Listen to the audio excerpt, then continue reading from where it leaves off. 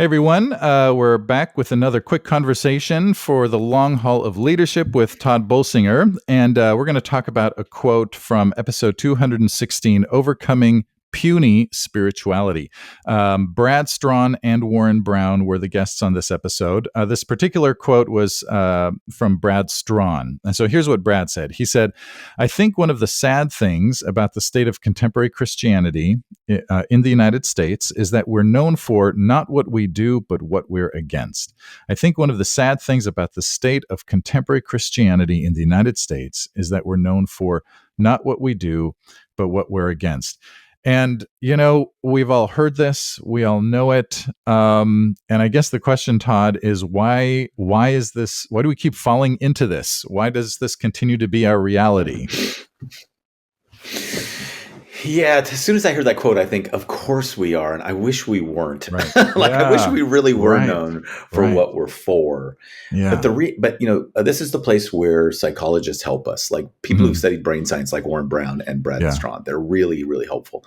What we know from the statistics, and they probably can give you the actual article it's from, is that fears are 2 to 3 times more powerful than potential advantages, potential gain. Like we fear loss 2 to 3 times more than we fear gain, than we would value gain. So if you said to someone, hey, you can have a whole day with your family vacation, with your whole family together, it'll be great. But there's a risk that you'll have 2 or 3 really, really bad days.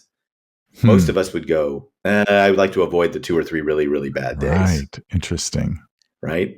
So what happens is it's way easier to focus on what we fear than on what we can offer. And so we end up talking, because of fear, we end up spending a lot of time wringing our hands over the worst possible scenario of what can happen rather than the potential good. Right. And so you just see this lived out in politics writ large, and you see this in churches all the time. I mean, pastors will have a pastoral leadership team will have a vision for wanting to make an impact on their neighbors. And the first thing that will happen will be stuff like, so what happens if these folks come on our campus and our campus starts getting dirty or feels less safe? Next thing we know is we go down this rabbit trail of all the negatives. Yeah. And so it's easier to be about what we're against than have vision for what we're for. Yeah, I keep thinking it's leading from anxiety, right? I'm thinking about Edwin Friedman, and maybe there's a connection. I don't know if you can do this, but make a connection between family systems, even, and and that kind of anxiety, and leading as churches from that anxiety. Yeah. Well, think about this. I mean, you and I both have kids. My kids are older than yours. They're grown kids, and you've got kids who are heading into the grown years. When you've got kids who are teenagers and stuff, when you've raised kids, your whole life as a parent is, I'm going to protect them and nurture them. But there comes a moment when you got to say, okay, now go. Yeah. And I got to tell you, one of the big transitions for me when my kids became adults was remembering they're adults. I can't protect them from their choices. I can warn them. And sometimes there's a few years in there where they don't want to hear my opinion and stuff, right? Like I can warn them, I can care, I can support them, so you realize that we are almost more comfortable when we're protecting our family than we are when we are like launching and releasing our family into the world. And so we end up staying. This is why the whole notion of helicopter parents is really about parents who continue to helicopter over their kids long into adulthood, and it keeps them from maturing and developing. And it's just natural. Like this is why pastors do this, congregations do this. It's way easier to be against something than to be for something, because everybody's fears will bring them together.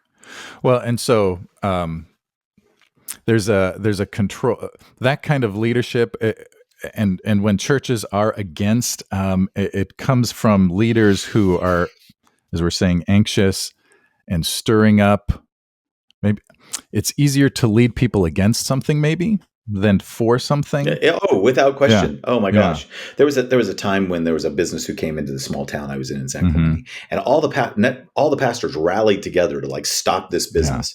And I remember thinking, we've never rallied together to stop homelessness. Yeah. We've never rallied to get together to like offer like safe places for people to sleep or to come together and talk about the way our churches want to bless the community. No, we wanted to gather together to rally against this one particular business that was coming into our town that was going to ruin our town. And I'm thinking, what rallies us together is our fears. I wish we could more and more rally together about the possibility. So we often ask the question when in the consulting work I do, we often ask the question, what is great about living here? And people will tell you, and we'll say, what makes it hard sometimes for people to live here? And then they'll tell you, oh my gosh. And then we say, if good people came together to make it good for everybody to live here, what could they do? And all of a sudden, for the first time, they go, yeah. And what they tend to do is go, well, get rid of those bad things. Well, that's true. But what could we do? Like, how would what would it be like if this community was known, but that because there are so many Christians, this is actually not only a safe place to live, but a beautiful, joyful, engaging, creative place to live. Right? I mean, how can we turn that about what we're for instead of everything that we're against? That's so good. Let me read the quote one more time as we close here. I think one of the sad things, Brad Strawn said, about the state of contemporary Christianity in the United States is that we're known for not what we do, but what we're against. And may we be known for what we do and what we're for.